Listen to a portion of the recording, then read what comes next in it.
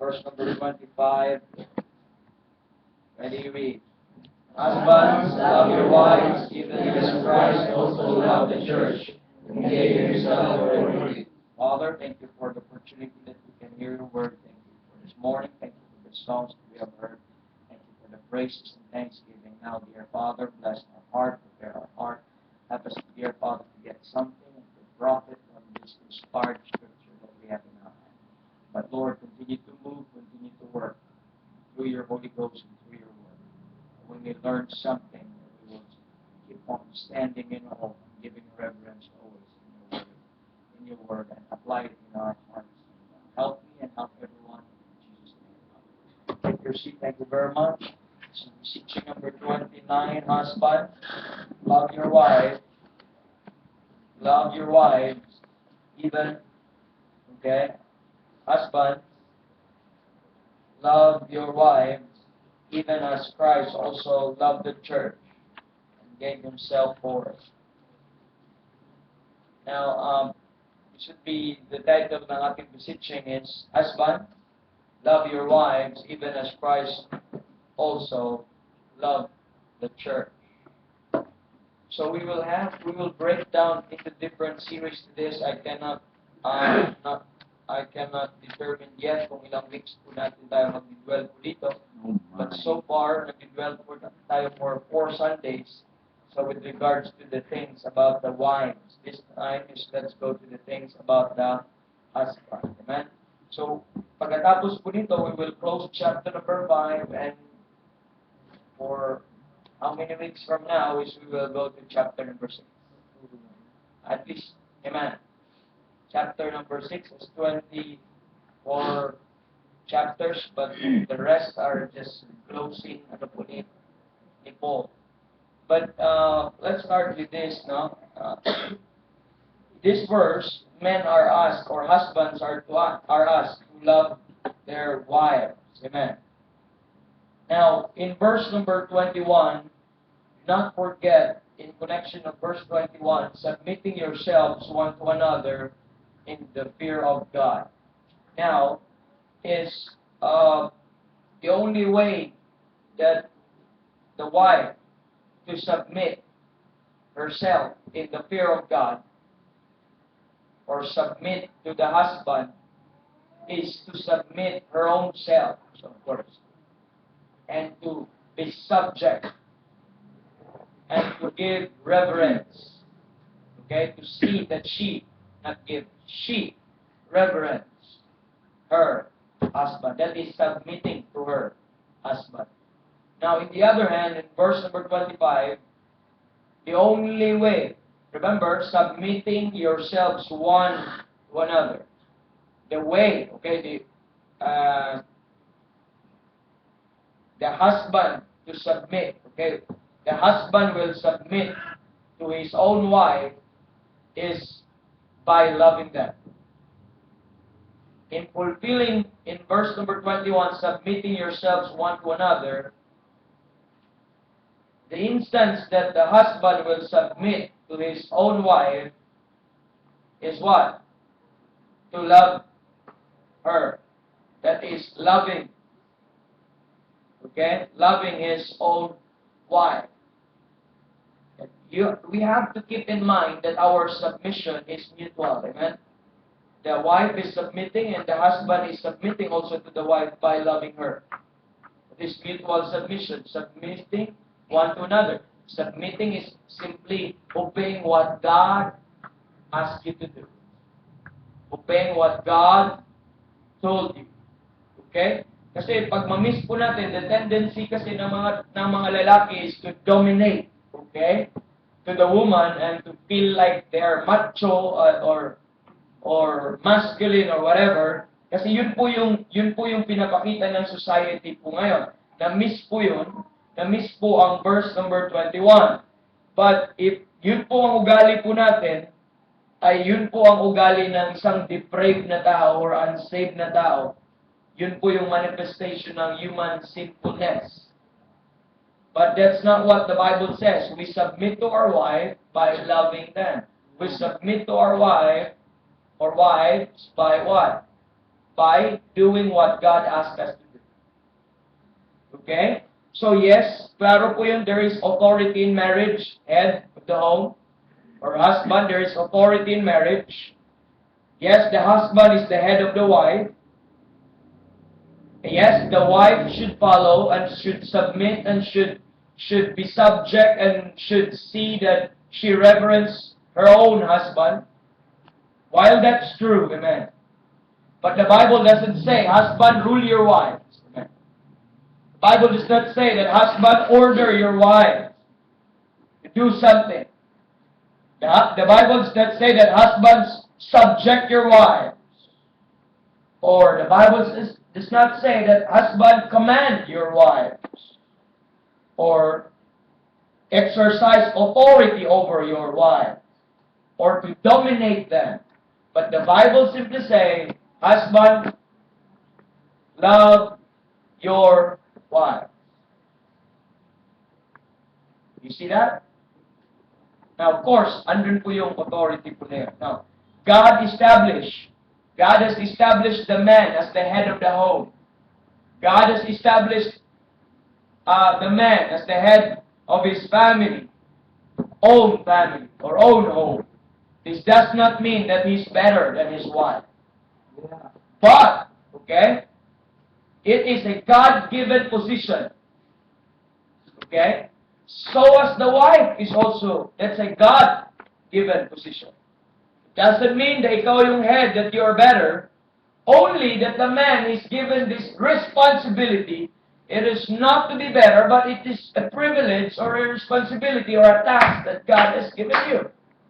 To be head over, but not necessarily better than the women. Especially in the body of Christ. We are one in Christ. Okay? So headship is not necessarily dictatorship. Okay? So, it's just God has placed us in that particular position, okay, to be the head of the family. From the very beginning, God placed the man in a place of headship of his wife. And likewise also the wife, okay, as a God-given position to fulfill. So, that is submitting one to another. While the wife is submitting to God, she will also submit to her own husband. While also the husband is submitting to God, she also loves, okay, his own wife.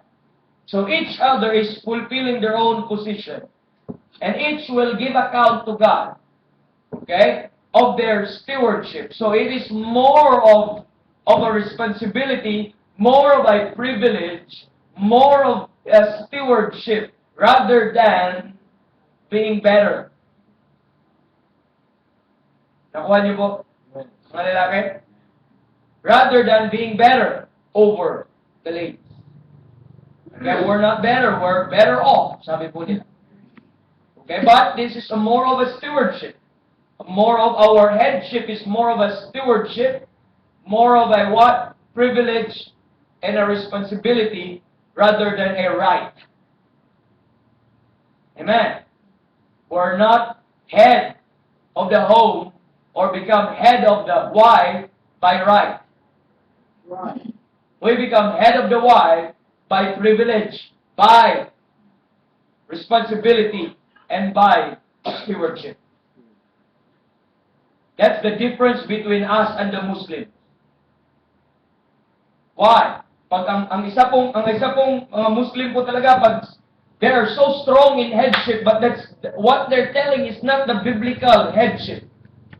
Parang binababoy talaga yung babae, talagang they can do whatever they want sa isang babae.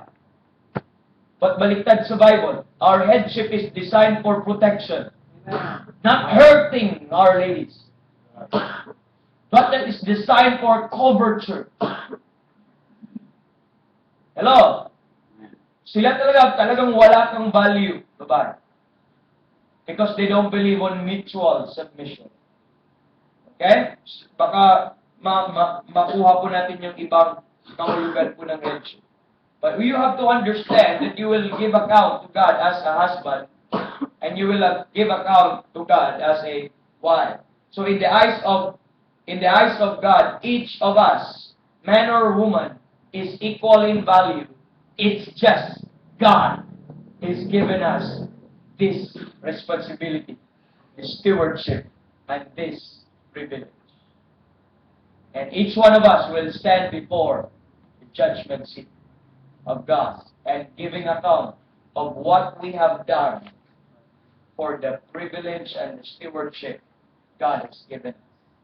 In other words, the wife will value that stewardship. And in the other hand, also, the husband will value that stewardship. Because it is not by right, but it is by privilege and stewardship. Now, before we go further, we're still part ng ano po, the husband has 6 earthly responsibility or privilege. Okay?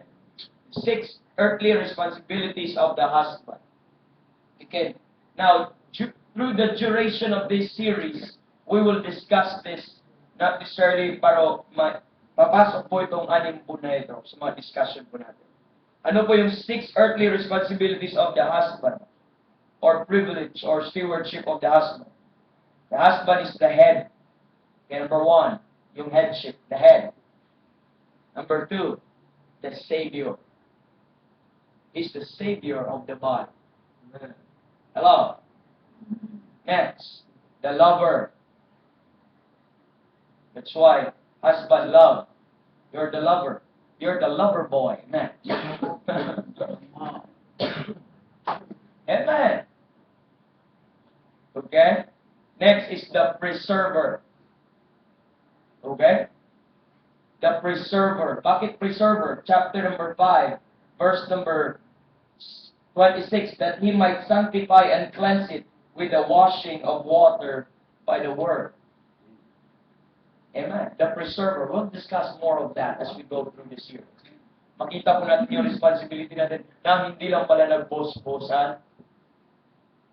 Hindi pala para magiging over ka lang sa lalaki ay sa babae.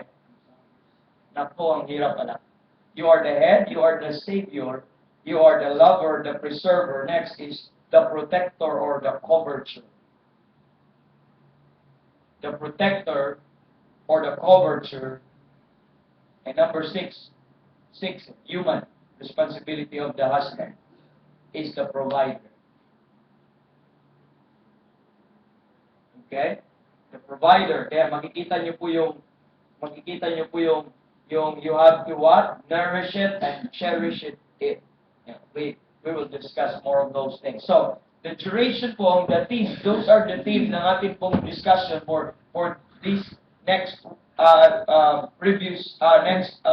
series po natin na pag-uusapan is magre-revolve po tayo around sa headship, sa kanyang pong pagka-savior, sa kanyang pagka-lover, sa ating pagka-preserver, protector, or coverture, and the provider. Amen. Kasi ang mga wife, talagang, ewan ko kung anong siguro, lagot yung husband ko ngayon. Sana hindi ganyan yun. Sana nag-pray kayo ng husband nyo makakuha ng spiritual understanding. This is for the good of your family, and this is for the good of the local church, and for worship. Amen. Okay, so sana po ay, this is not retaliation, ladies. Amen. This is just in the Bible, and this should be taught, and every head of the home should learn these things. Amen. So, ang alam po kasi natin, at pagka-husband yung head lang. Pagka-head of the home. And we equate it na talagang ikaw, no. Careful ka kasi binigyan ka ng asawa, steward ka ng asawa mo. That's right. As steward ka ng Panginoon sa asawa mo. At sabi ng Panginoon, may responsibility ka dyan. Whatever happened to your wife, you have to be careful. Okay? Now, ladies, I hope that helped you. Amen. Now this time, this is not meant na i-destroy ang mga men. Again, that's not the purpose of this preaching. But this is to help every head of the home na magiging right po sa Panginoon at magkaroon po ng order, proper order sa atin pong pamamahay. Okay? Now, magkita po natin dito, let's go sa first part ng ating pag-aralan is the ordinance of headship. The ordinance of headship. Okay, the ordinance of headship. Let's go to Ephesians 5. Ephesians 5, verse number, bago po bago po tayo pumasok sa verse number 25, bago po sinarge ang husband, love your wives, the Bible introduces first the husband in verse 23 as the head of the wife. For the husband is the head of the wife. That is the first introduction. Diyan po una pinakilala before he was called as a lover or charged to love. The husband is first introduced as the head of the wife. Hello. Now, magtanong po mga ladies, bakit dito sa Ephesians 5, wala po yung women or wives, love your own husband? Wala ka makikita doon. Pero na-introduce po yun because nasira na po kasi ang portrait ng atin pong pagmamahal. Ay, hindi kita pakakasalan dahil hindi kita inibig, sabi ng isang babae. Nakuha mo yun sa telenovela. Nakuha mo yun sa TV. Tinuro ni Chris Aquino sa inyo yun.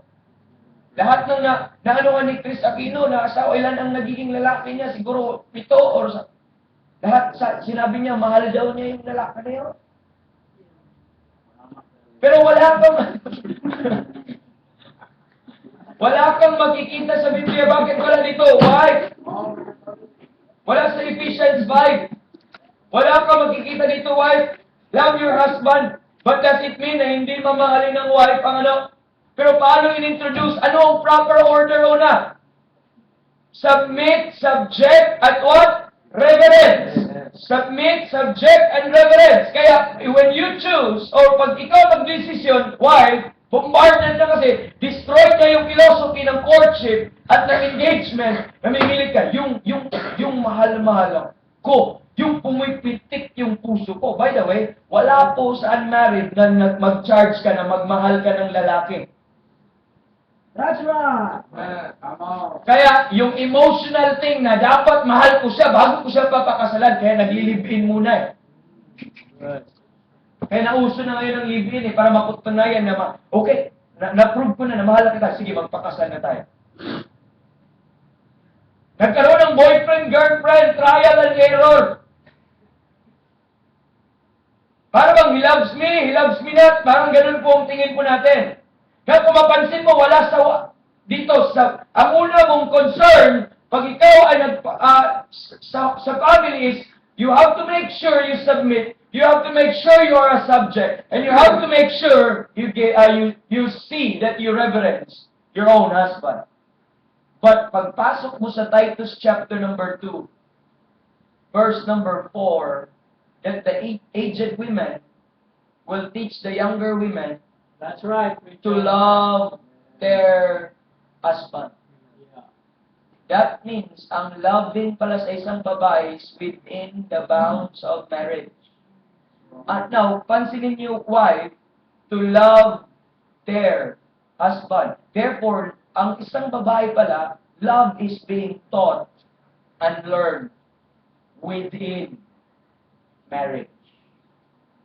Not necessarily the requirement of marrying someone. Are you Bible believers? Amen. Hello? Pag ikaw ay nagmahal ka na daw ng isang lalaki, that's not love in the Bible. Hello? Love follows after submission, subjection, and reverence. Love will just be developed and being taught within after submission, subjection, and reverence. Now, when iyon ang pinakahuli, ituturo kung paano mahalin ang kanilang husband at ang kanilang anak. So, love is learned and taught within marriage. And the Jews strictly, ano po dyan? Adhere that yung mga conservative na Jews, talagang ina-apply po nila yan. Now, nakita niyo po yun. So, dito po, sino ang magmamahal sa iyo? Unang magmahal sa iyo?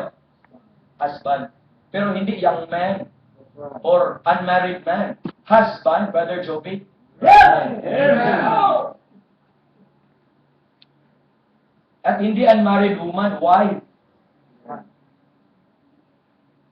Kasi, dahil kay Rico yan at Claudine Barito kasi yan na, kahit kay Gabi at kay Sharon kasi yan. May daming sin. That's right. Pag if you preach this subject, tatawanan ka ng mga Baptist churches. Yeah. Kasi ang church po natin, ang churches po ngayon is infiltrated with this mentality, this concept. Kaya ano lang charge sa unmarried? Brother Joby, anong chapter, anong verse sa Bible?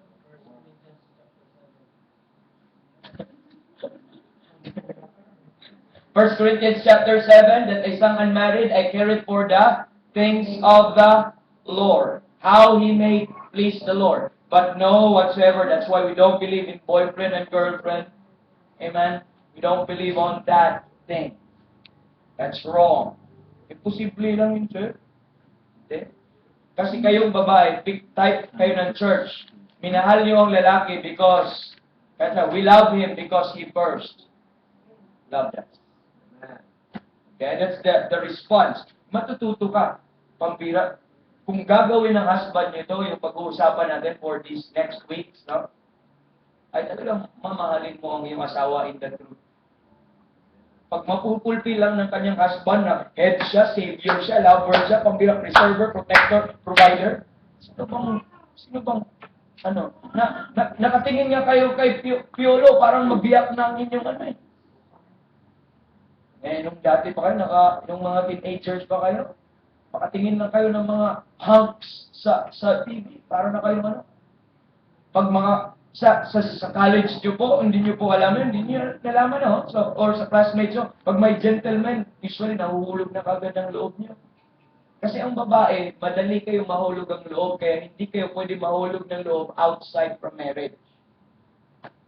Kaya hindi sa inyo problema, issue ang pagmamahal, kasi automatic na talagang kayong mahulog na ang kanyo. Kaya, di ba sa mga lalaki, hindi tayo magta-touch sa kanila, not just physically, but also with our words. Kasi mabilis or madali po silang matouch sa kanilang emotion. Amen. Lalo pa, gagawin yung headship, gagawin yung pagka-savior, pagka-lover, pagka-protector, pagka-provider, pagka-pinipreserve, the preserver. Much more. Isang araw lang, in love na niya. Di ba, Brother Jer? First day of marriage, second day of marriage, 1 week of marriage. Wala na. Love issue, settled.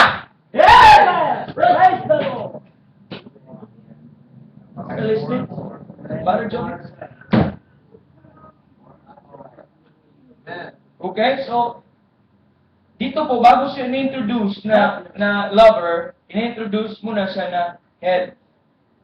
Okay? So, let's study the ordinance of headship. Okay? Let's go to 1 Corinthians chapter number 11. Bakit po siya ordinance? 1 Corinthians 11, verse number 2. Verse number 3. Sige, let's start with verse number 2. Pauline po tayo, no? Verse 1. Be followers of me, even as I also am of Christ.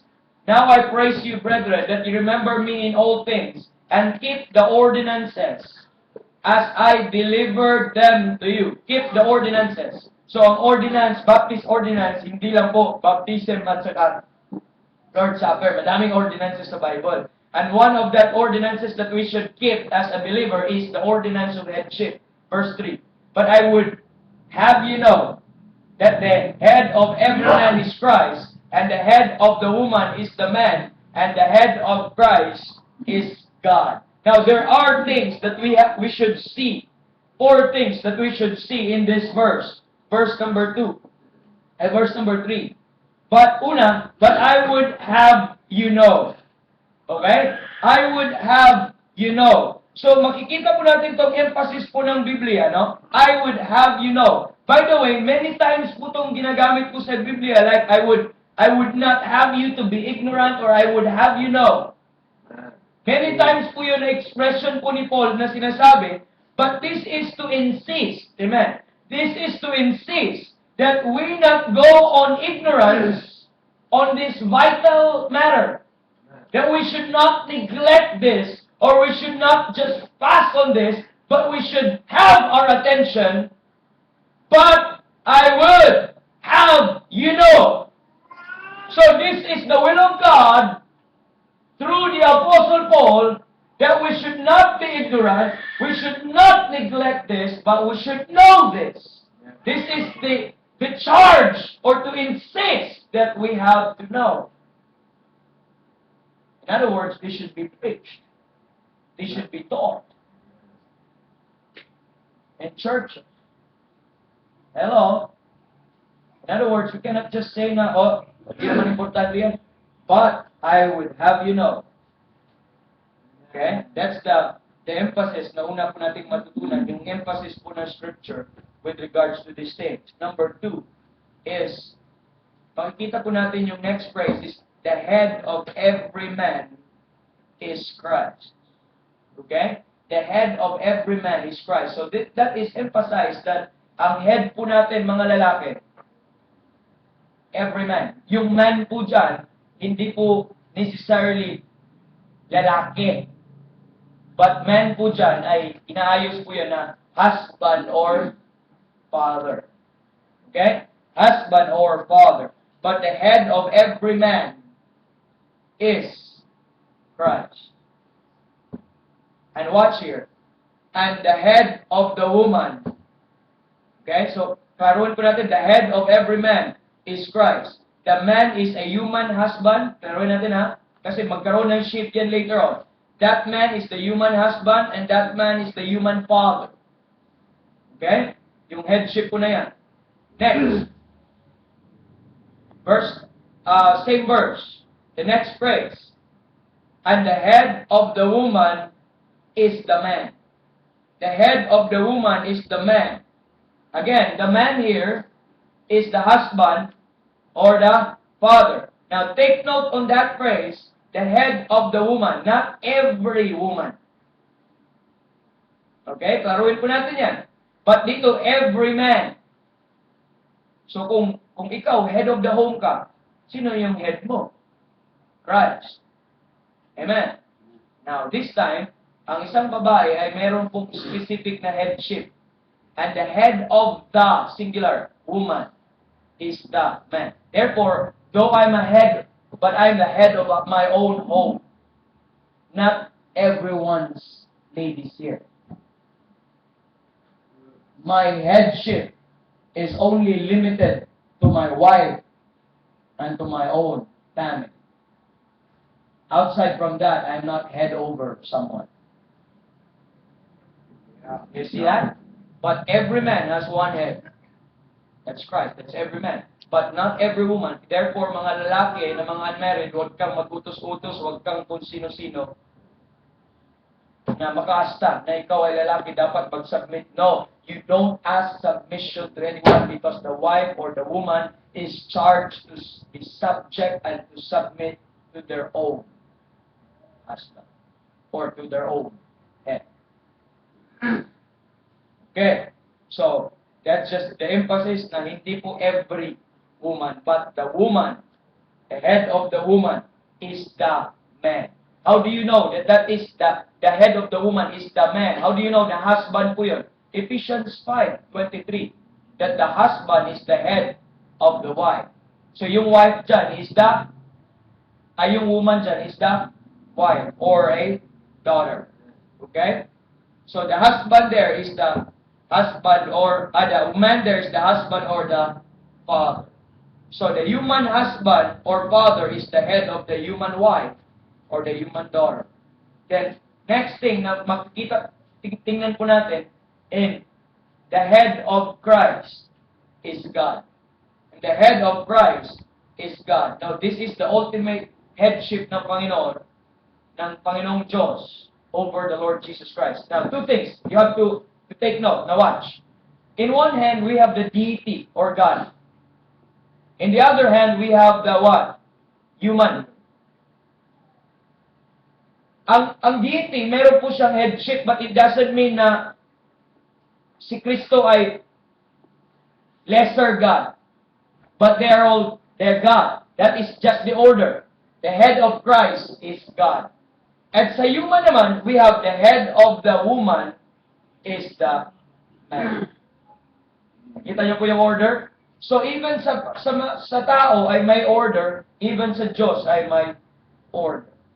So that is a divine leadership na dapat po natin hindi i-take for granted. Okay? So this is an ordinance. Therefore, we should know these things. Amen? Know, husband, that you are the head of your own wife. Amen? Know, wife, that you have your own head. Not everyone is your own head. You should know this, and let's do and keep this ordinances. Now, I take this, before I get this story from a book, but just funny, but it makes sense. Let me read this thing. Okay? There's a story about a newlywed couple riding in a horse-drawn carriage headed for their honeymoon. Suddenly, the horse bolted, and the man said to the horse, "That's one." Para, isa. Okay? They went a little farther, and the horse bolted again. Then the man said, "That's two." Okay, parang nagbilang ka, "Nak, punta ka dito." Hindi pa rin. Isa! Dalawa! Okay, that's two. Then a little farther, the horse bolted again. And the man said, "That's three." Then he turned around and took out a gun and shot the horse.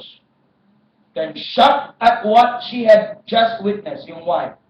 The new wife exclaimed, "What have you done? What made you do that?" Then the man replied, "That's one." That is it. That may be funny, but that's how the world understands. Come on. That's right. But that's how the world understands headship. Kasi delikado pag sasagot pa, that's two. Pag sasagot pa, that's three. Nako, pag wala no. Now that's the world understand headship, but that's not. Some people approach marriage on counting 1, 2, 3. Okay? Or 1, 2, 3 basis. But listen very carefully. All through the scriptures, no? We find the principles that God had set the man in the place of headship over his wife, but that's not the biblical headship na pinapakita. Now, I take this, what headship is not, from Pastor Bob's Ordinance of Headship, itong points mo ito. What headship is not. There are 10 things, I will just read this, what headship is not, because one of the most misunderstood subject today, especially sa subject para sa mga lalaki, is the subject of headship. Ayusin muna natin, kaya may mga tyrant, may mga diktador, may mga talagang mga anong tawag nito, mga lalaki na sinusuntok yung asawa, yung talagang minamaltrato yung asawa or yung babae na anak na babae, or ano bang tawag, sadista, na mga because they misunderstood headship. They take headship na, it's my time to shine. Then, Brother Bob wrote a very interesting thing, what headship is not. Let me read this. Number 1, headship is not a cold, blind following of a husband's command by a wife or daughter for the sake of some kind of domestic autocracy. Okay? Headship is not a cold, blind following of husband. Hindi lang basta-basta na sumusunod ka by the command by a wife or a daughter for the sake of some kind of domestic autocracy. So, hindi po siya basta na blind lang, but this is in knowledge. Okay? Number 2, headship is not the means whereby the husband or father may simply be the boss. That's wrong understanding of headship. Porque ano ka na, I'm the boss! No. You don't have to do that. That's already a privilege. Automatic na po yun. But demanding it that you're the boss, there's something in that. And that's wrong. It's not to emphasize your pagka-boss. But it's more of that. Hindi lang naman head. Dami yung na binasa po natin. Okay? Number 3, headship is not physical threat or abuse by a husband toward his wife or daughter. A man who uses physical abuse, that is, notes the karagdag niya, that is, he hits or beats his wife or daughter to force their submission to him, is a brute that knows nothing of the workings of God, of the Bible. So that is not, headship is not physical threat or abuse by a husband toward his wife or daughter. Number 4, headship is not public humiliation, ridicule, or embarrassment of wives or daughters by the husband or fathers. May mga lalaki po kasi, dahil sobrang tyrant po nila, kahit saang lugar, talagang pinapahiya niya ang kanilang anak, sinusuntok or pinapahiya nilang kanilang asawa, sinisigawan publicly. But that's not about headship. That's wrong. That is not proper headship or biblical headship. Number 5, headship is not always 100% agreement of the wife with the husband's decision. You don't have to, you don't have to agree in all points ng wife. Lahat-lahat na parang robot na wala ng suggestion or wala ng anything. That's not headship. Okay? By the way, we're not called king. We're called head of the home. Okay? Number 6. Headship is not a lack of consideration of the needs of wives or daughters. Headship is not about na dahil ikaw yung hari or ikaw yung head sa bahay. Now, all you care is about you, that they have to serve you, that they have to... No, it's not about that. That's wrong headship. Okay? Kasi dahil sila yung hari, lahat pinaglilingkuran without any concern of their need also. Wala bang emotion or wala bang apathetic pagdating sa pangangailangan. Ang all that they care is about themselves. How the wife should cherish or praise or serve. That's wrong headship. It's not headship in the Bible. Number 7, headship is never an acceptable excuse. Never acceptable excuse, okay, for neglect of wives or daughter, nor it is justifiable reason for defrauding wives. Porque head of the home ka, gagamitin mo with lahat ng gagawin mo, wala kang pakialam na masaktan mo yung asawa mo, that's wrong. Para bang sa Bisaya pa yan, ay pagbuot! Ako ang head of the home! I can do whatever I want! Or wala kang pakialam, huwag kang makialam, in other words. Huwag kang makialam. Kung ito yung ginagawa mo, wala kang makialam. That's wrong. Okay? Para bang lahat na lang ng ginagamit mo yung authority na yun. Because tinitingnan mo kasi ng kapangyarihan mo yun, na mayroon ka ng karapatan. Again, that's not a right. It's a privilege.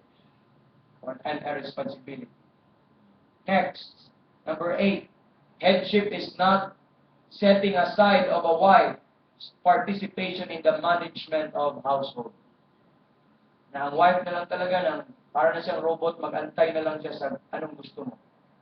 But the wife, the Bible has given authority of the wife in some areas in the home, like keepers at home, guide the house.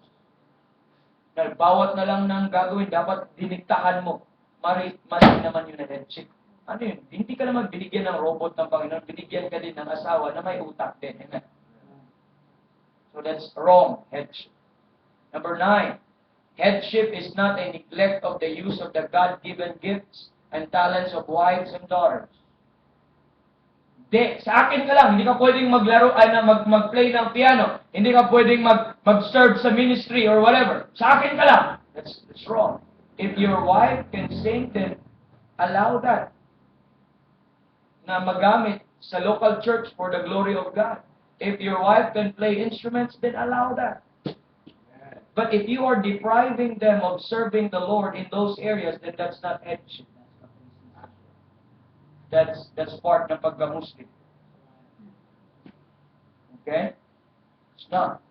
Pag meron po siyang gift na makapag-counsel sa isang babae, allow your wife to exercise that gift.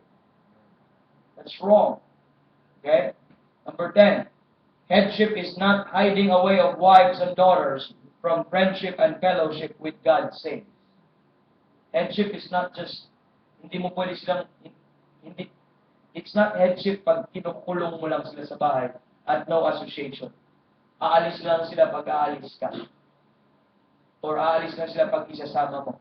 No, they are also, pwede mo sila ipag-fellowship. But, part lang ng headship, yet that you have to know sinong kaibigan nila. Ano yung mga activity nila. Hindi yun headship pag hindi mo may Holy Women's Treasure. Hindi, di ka pala. Be there. Just alamin mo lang kung anong natutunan ng asawa mo. Like ginawa ni Brother Randy and all of those stuff. But in the other hand, ako din as a responsibility, I should be careful. Baka mag-cross boundary. Amen. Hindi po siya, hindi bawal na ganito na, hindi po itago, hindi po, headship is not naikulong, or headship is not, headship hindi po yun naikulong, yung asawa niyo, or yung anak ng babae. They can fellowship, especially with God's saints. Okay? So, that's what headship is not. Now, let's study in a few minutes, what is then a biblical headship? Okay? What is then a biblical headship? Write this statement down.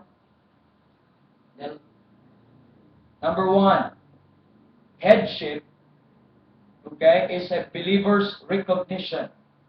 It is a believer's recognition on the part of both husband and wife. That is a recognition, a conscious recognition, okay, that God indeed has set for us an authority structure for our families. So headship is recognizing that God has set an authority structure for our families. Amen. When you are a husband, headship is all about recognizing that responsibility. Recognizing that God-given position. That's headship. Okay? And headship also for a wife is when you acknowledge that God-given position. That's headship for a wife. You have to trust God. That is His structure and it cannot be mistaken and He knows what He's doing.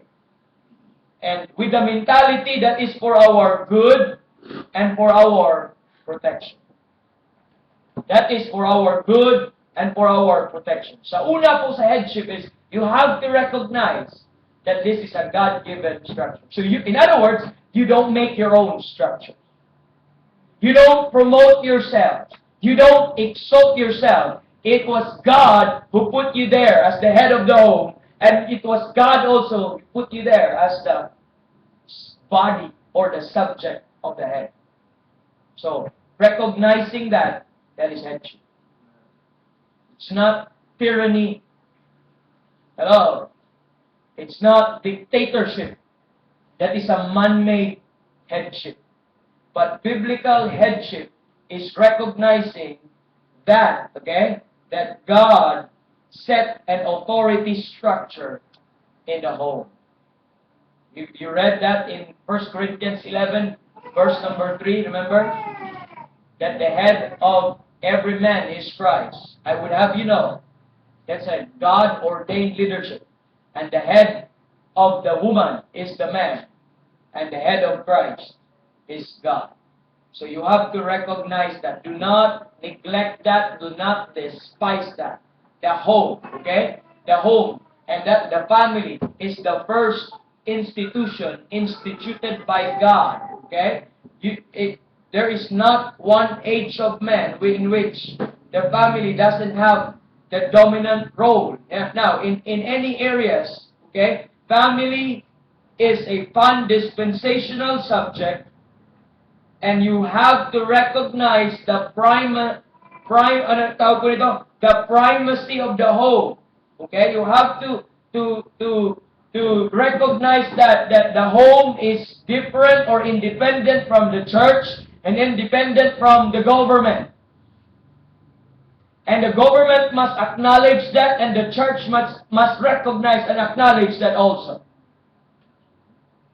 Okay, because before the government, before the local church, the home and the family is instituted by God first. Okay? So the primacy belongs to the family. Never will the church interfere the activities of the home, because that is given to the father or to the husband, not to the pastor or to anyone here. Okay, so recognition of that. So in other words, I would have you know, not being ignorant of those things. Number 2, what is headship? Headship is recognition. Okay? Headship is recognition that the woman in the garden was beguiled and deceived by the subtlety of the serpent. Okay? Headship is the recognition that the woman in the garden was beguiled and deceived by the subtlety of the serpent. Okay, yeah, that's why the consequence of this beguiling is the need of the woman for the head. Okay? Covering and power and authority in a protected position over her. Now, when you understand, headship pala, this is not about dahil para lang ikaw ang big man or big boss sa bahay. But when you recognize na ang babae pala ay na-tempt from the very beginning, na-beguiled siya from the very beginning, kaya pala nagkaroon ng headship. That means, that place a woman na kailangan po niya ng head, kailangan niya ng covering, kailangan niya ng protector. Kasi may nangyari. Hello? Now, kung titingnan mo, look at Genesis chapter number 3. Look at Genesis chapter number 3. Mas lalo pang pinaigting po ng Panginoon ang kanyang headship, ang headship po ng isang lalaki sa babae. Verse number 16. Genesis 3, verse number 16. The Bible says, "Unto the woman he said, I will greatly multiply thy sorrow and thy conception. In sorrow thou shalt bring forth children, and thy desire shall be to thy husband, and he shall rule over thee." Nakita niyo po? Thy desire. Wala ka ng ibang inanais dati kasi open yung kanyang desire. Kaya nakapag-desire siya sa tree of the knowledge of good and evil. Napansin niyo po? Prior sa fall, nag-desire siya ng iba. Ngayon, binago ng Panginoon na all of your desire is toward your husband. And he shall rule over thee. Kaya yun ang nagiging failure pa. Ginamit ang desire ng babae ng diablo para makuha po niya yung babae or para makuha po niya yung man. Look at 2 Corinthians chapter number 11. 2 Corinthians chapter number 11. Verse number 2. Verse number 3. "But I fear, lest by any means, as the serpent beguiled Eve through his subtlety, so your mind should be corrupted from the simplicity that is in Christ Jesus." Okay? So, as the serpent beguiled Eve through his subtlety. So, si Eve isang babae. At meron siyang desire. Pag ang kanyang desire ay pwede sa iba, pwede po siyang ma-deceive. Nakita niyo po, ang babae, pag ang desire niya ay pwede sa iba, open for all ang kanyang desire, pwede siyang ma-deceive kasi ang weakness niya ay ang desire ng babae. That's why ang desire ng babae ay nakabound po sa kanyang husband. Kaya meron pong headship para ang babae ay maprotektahan sa kanyang desire, sa kanyang thoughts, sa kanyang weakness. That's headship is all about. It's not na para utos-utusan mo. Hindi po. Mali po yun. That's wrong, man. Baka pa mayroon ka sa atin dito, ha? Baka para babuyin mo asawa mo, para ikaw na lang ay ganun. Yan! Gawin mo to! Gawin mo yan! It's not a command center, but a responsibility dahil binigyan ka ng Panginoon ng stewardship na isang babae na pwede po siyang magbigay. Pwede po siyang maten. Now, if you understand headship like that, you will, hindi mo nga pwedeng i-tempt ng hayaan na i-tempt siya or ibigay siya ng sino man. Sasaktan mo pa kaya? Yung mga taong husband na nananakit ng asawa, walang understanding sa biblical headship. If you are protector, if you understand that headship is protection, para magiging coverture ka, how in the world, hindi mo nga siya hayaan na masaktan ng iba, sasaktan mo pa. Nakita niyo po? So headship is given by God because the woman might be beguiled just like the serpent beguiled Eve. That is in placing for the woman na kahit since nabigail yung woman, that is kailangan niya ng head, ng covering, and ng power at ng authority. Kasi ano nangyari? 1 Timothy chapter number 2, tingnan niyo po. 1 Timothy chapter number 2.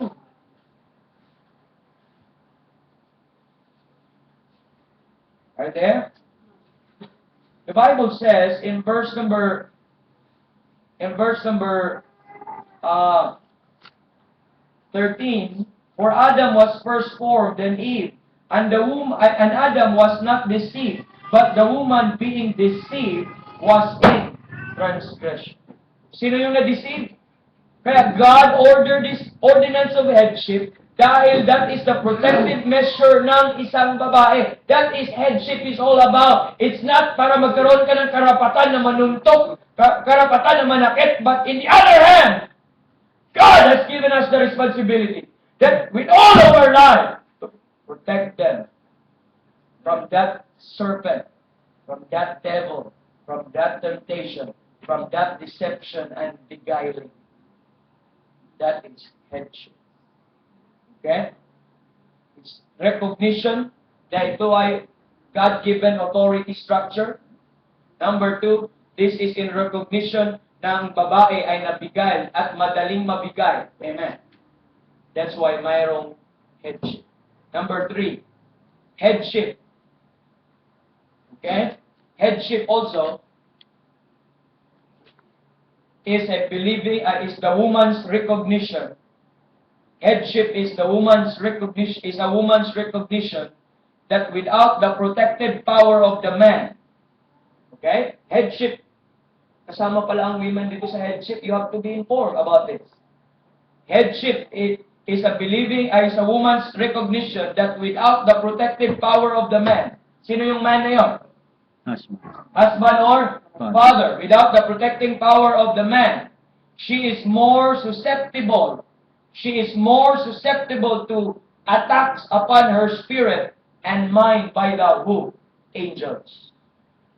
Now, you see that in 1 Corinthians 11. Look at 1 Corinthians 11. So, headship, tunay na headship is, may part ang babae na i-recognize yun. Kilalanin yun. Yun ang headship. Hindi lang, ang pagkilala mo sa headship is ganito. Hindi lang siya na, andito ako, asawa ko para utusan lang. No, that's not. Hindi yun ang recognition nyo sa headship. Ang recognition nyo sa headship is God has given me a protector. God has given me because I am susceptible with the angels. I need to have a covering. At nirecognize mo yung headship na yun as part ng coverture. Hindi yun na dahil inferior ka. Or dahil second class ka lang. No! Equal po tayo. Binigay kayo doon. Iba lang ang inyong pagkagawa, pagka-create. Okay? Measure. Iba lang ang inyong measure. Pero kayo, ang tunay na headship, hindi na-recognize, that's my master and that's my boss na wala akong magagawa, magtitremble ako sa lahat ng No. That is recognizing that you are safe sa Kanya. Amen. Because He is your protector and coverage.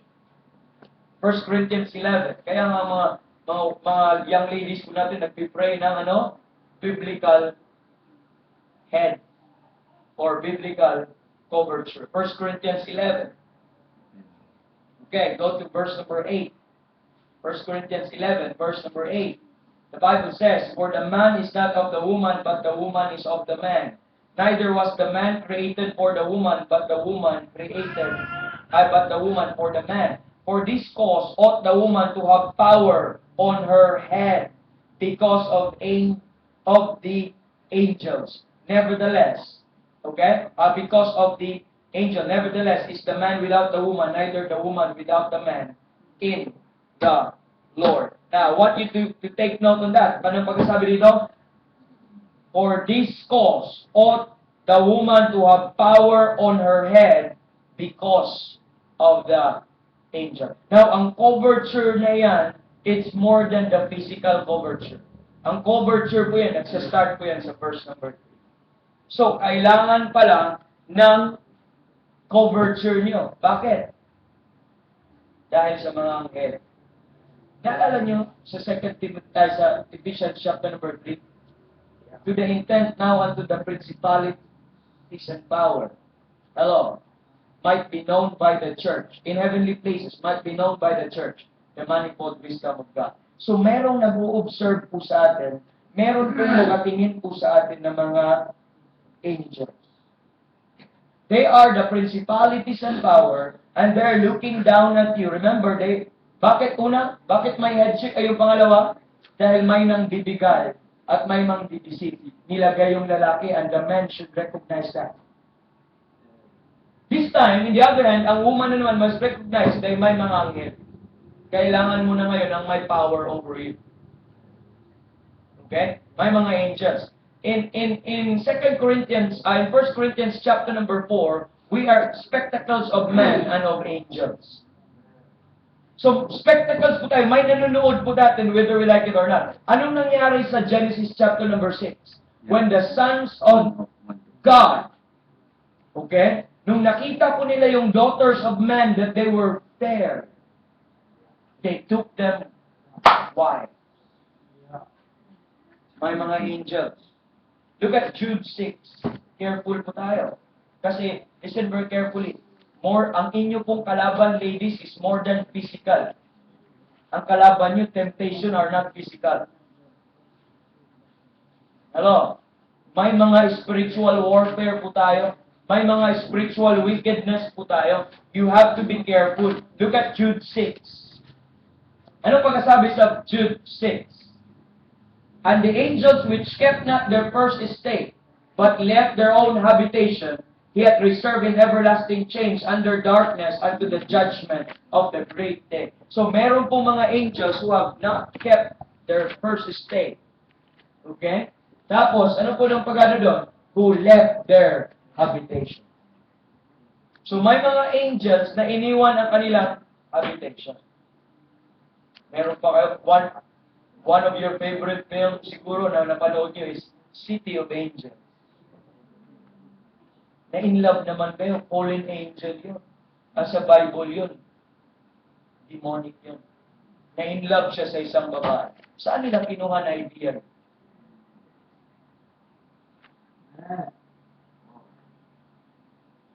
Kaya sabi ko ng angel, I would rather have one touch of your skin, one breath of your hair, than eternity without you. Sabi ng song, "And I give up forever just to touch you." That song is, bakit ko alam yun? Kasi yun ang favorite ko ng unsaved pa ako. Nakita ko sa Biblia na naligtas ako, ano ba to? I give up forever ang angel. Totoo, there are angels who left their first estate. At sabi ng 1 Corinthians kanina, be careful kasi may mga angels. You ought to have power over your head. because of the angels. Now, kung wala kang head, wala kang husband, daughter ka, at hindi ka nagpasailalim ng iyong head, hindi mo na-recognize yung headship mo na yun, maglalakad ka dyan, or kahit saan ka, you are susceptible to temptations of angels and this spiritual wickedness in high places. Remember, for we wrestle not against flesh and blood, but against principalities and powers. But when they see that you have a coverture, they will respond. Pag wala, kaya ang bilis, remember emotionally ano kayo, weak. Ang bilis niyong madala, ang bilis niyong ma-convince, ang bilis niyong ma-in-love. Ang bilis niyong mag-goyo sa mga lalaki na mga bolero. Now, let's recognize it. That's all about headship. I'm saying headship is that is you have to recognize that I have power over my head. Therefore, ano po, when you recognize I have to be under. I have to be subject because that is for my own good. It's headship all about. It's not dahil parang may makatakutan ka, parang no. It's all about it. You should be. Remember how many times I said this, ladies, you are so blessed because there's not a time in your life that God has not given you a head. Amen. When you are married, you have your father. When you got married, you have your husband. It's how you are loved. It's how you are protected. Therefore, kung ganitong recognition mo, therefore, hindi ka magre-reklamo na you are to be subject and to submit to someone. Kasi that's all about it. Hindi yung nagsasubmit ka dahil ganito. Nagsasubmit ka because that's for your own good. That's right. That's for your own protection. That is headship. This should be explained. And men, amen, you are not just promoted dahil pogi ka, dahil macho ka. That's not headship! Yeah! Oh. Headship is because there's a weaker vessel that needs to be protected. I hope you see that. Next, number 4. Headship is recognition that the woman is the weaker vessel. Headship is recognition that the woman is the weaker vessel. In 1 Peter chapter number 3, puntahan po natin. 1 Peter chapter number 3, verse number 7. 1 Peter 3, verse number 7. Likewise, ye husband, dwell with them according to knowledge, giving honor unto the wife. By the way, balikan natin to throughout this series, okay? Giving honor unto the wife, as unto the weaker vessel, as being heirs together of the grace of life, that your prayers be not hindered. Okay, tingnan nyo? Likewise, husband, dwell with them according to knowledge. Paano mo siya, giving honor unto wife. Paano mo siya i-recognize as weaker vessel? Giving honor, amen, to the wife as unto the weaker vessel.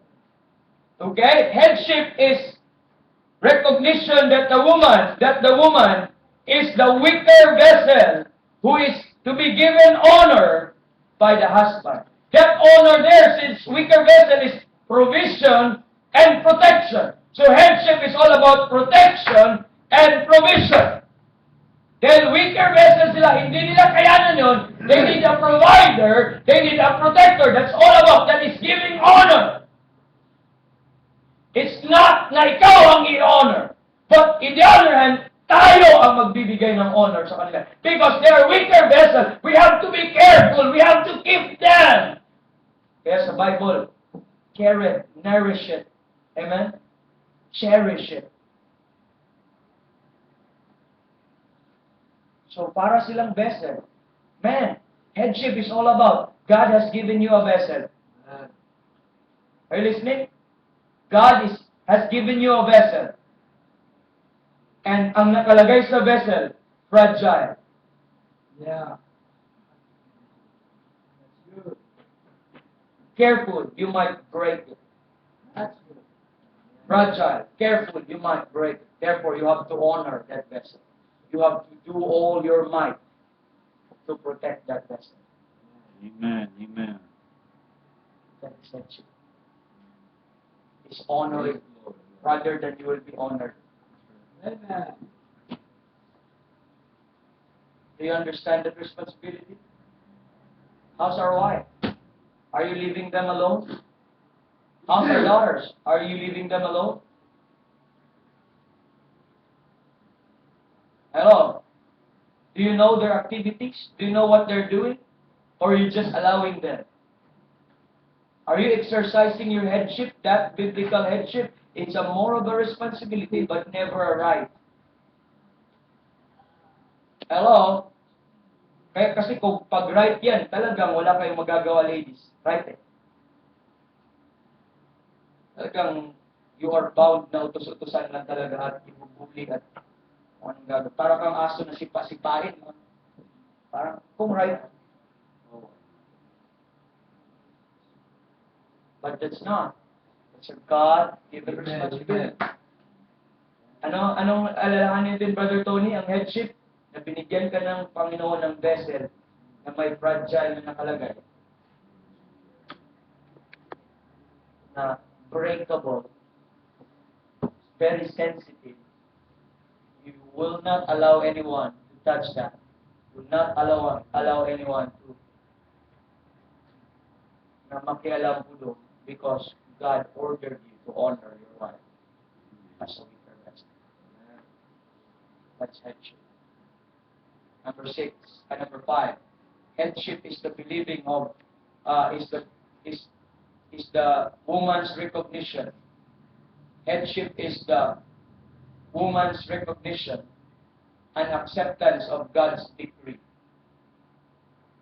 Headship is the woman's recognition and acceptance of God's decree. Ano yung decree ng Diyos? That thy desire shall be to thy husband, and he shall rule over you. Wala kang problema sa headship, babae, pag tatanggapin mo yan.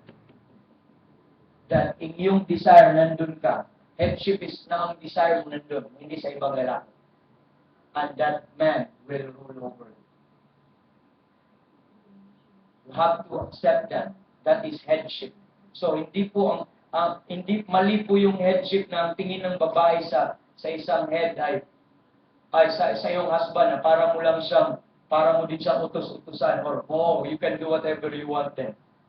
But that is a divine decree. If you violate that, you violate God's will. If you disobey that, you disobey God. Acceptance and recognition is needed that is God's decree. That is God's order. Okay? Number 6. Headship. Okay? Headship is designed by God. Okay? To be a type or to be an illustration or a picture, okay, to the world and to the principalities and power, okay, of Christ's protective, amen, of Christ's protective, supplying, and sacrificial love for His church. Headship is designed by God to be a type or a picture or an illustration to the world as well as to the principalities and power or the angels, okay, of Christ's protective, supplying, and sacrificial love for His church. In other words, headship is a teacher. Anong point ko? Headship is teaching. Anong point ko? Your headship, man, is a demonstration, teaching to the world, teaching to the principalities and power, to the angels up there, that this is how Christ provided His church. This is how Christ protected His church. This is how Christ sacrificed for His church and loved His church. It's never na parang may ganunin ka, i-drag mo at para may tuta ka. Para may galamay ka. It's wrong. Now, when you understand that yun ang headship. Ngayon, ano ang testimony mo? makita mo yung headship. When you understand that, careful ka pala. Kasi type ka pala ni Kristo. Ikaw pala yung representation ng Panginoong Jesus dito na para i-demonstrate sa buong mundo kung paano minahal ng Diyos ang kanyang church. If you understand headship na ganyan, then you will love just like Christ. You will provide just like Christ. God You will help us. cherish and nourish just like Christ. You will supply just like Christ. You will care just like Christ. Do you understand? That's headship. That's a great responsibility. Brother Joby? Brother Peter? Yes, sir. That's headship. God help. Sino dito atat-atat namin mag-asawa? You have to get that headship. Stephen. Amen. You are the type of the Lord Jesus Christ and you are a demonstration. You are designed to demonstrate. Or to what? To illustrate how Christ loved His church, how Christ protected His church, how Christ supplied the needs of His church. Last but not the least, what is headship?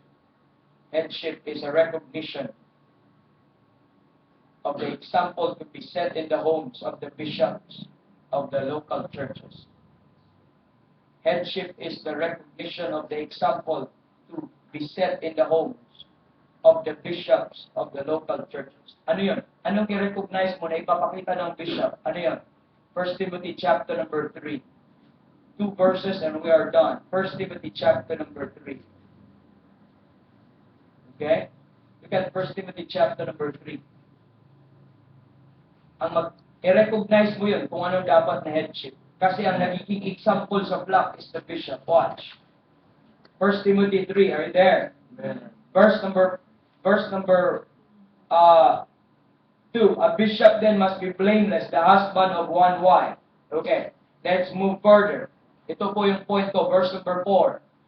One that ruleth well his own house, having his children in subjection with all gravity. Therefore, if this is headship, you have to know, you have to recognize that headship is ruling well. Hello? And ruling well includes having his children in subjection. At not just subjection, with all gravity. So the goal of headship is they have the daughters, the wife, and the children must maintain that subjection with all gravity. And that's the duty of the husband. That's headship is all about. A headship is a picture of a good, well-ordered home. Not a bunch of rebellious wives, not a bunch of rebellious children and daughters. But a well-ordered, well-managed home. Hindi pala na parang astig ba? Para may utos-utusan lang ba? Hindi pala ganun. Binigyan ka pala ng responsibility ng Diyos para ma-organize well. Kung may problema sa bahay nyo, kung ang anak nyo ay may problema, kung may problema ang asawa mo, babalik lahat yan sa head of the home. Huwag pong isisi sa asawa. Kasi asawa, you are the steward. Binigyan ka ng Diyos ng asawa, binigyan ka ng Diyos ng anak. And the order of headship and what headship is to maintain them in subjection with all gravity.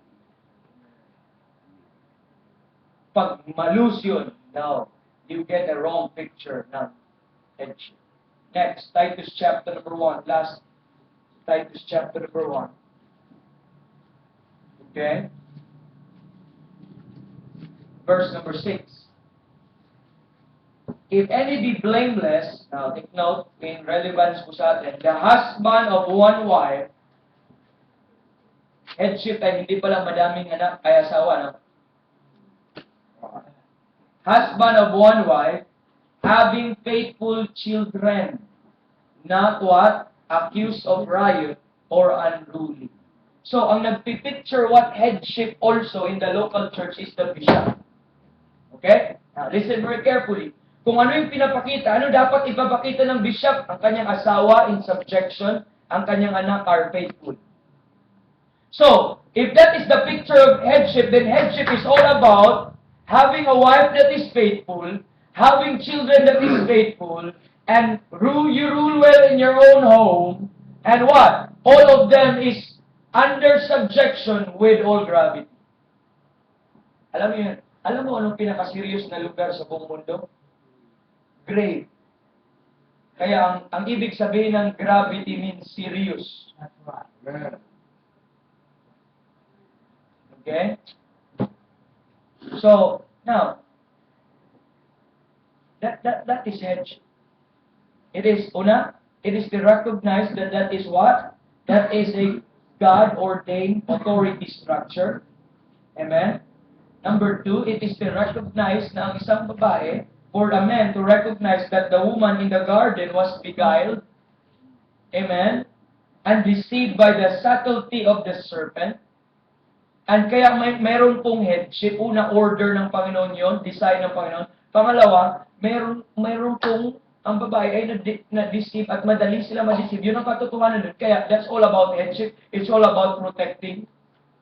At ang headship number 3 is all about recognition naman sa babae na that without the protective power, okay, of the man, they are susceptible to angels and any mga spiritual beings around. Kaya may headship para may guardian of the home. Amen. And number 4, headship is what? Recognition that the woman is the weaker vessel. Kaya iingatan, i-honor po siya. Okay? As a weaker vessel, then headship is for the believing woman or for the woman's recognition and acceptance that that's God's decree. Place yourself there. And last but not the least, our number 6, headship is the recognition, okay, of the man that you are a type of Christ. You have to demonstrate that. How Christ provided, how Christ supplied, how Christ loved, how Christ sacrificed to the world and to the angels. Okay? Last but not the least, headship is a recognition of the example. Recognition of the example of the bishop. Ano yung dapat na ipapakita na example ng bishop? Ang kanyang wife nagsasubmit, ang kanyang children nagsasubmit at faithful pa. Kaya dito po natin makikita na a man cannot be a bishop or cannot be a pastor kung wala siyang wife at wala po siya. Kasi ang bishop nagde-demonstrate siya what headship is. Because he is an example to the flock. And every man should recognize that. So ang dapat ng headship? Binigyan ka ng Panginoon so that every home is well ordered. Every home will be in their proper place. Now, that is just an introduction. We never touch yet this, scratch yet the surface, but introducing as the man, okay, as the man is introduced first as the head of the home, then let's all understand this one of the most misunderstood subject, and that is headship.